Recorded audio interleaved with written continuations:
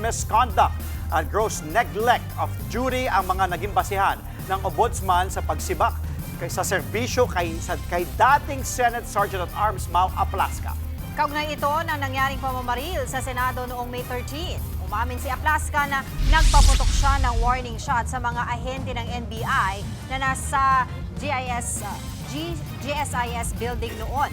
Pero paliwanag ng Ombudsman, hindi naman kailangan ang warning shot na pinakawala ni Aplaska laban sa mga NBI agent. Nagdulot lang daw ito ng panik at peligro sa lahat ng nasa Senado noong araw na yon. Matatandaan na sa loob din ng Senado si Senador Bato de la Rosa nang mangyari ang putukan kung saan matunog ang umano'y pag-aresto sa senador. Matapos ang insidente, umalis siya ng compound at ngayon pinag-aanap pa rin dahil sa arrest warrant mula sa International Criminal Court.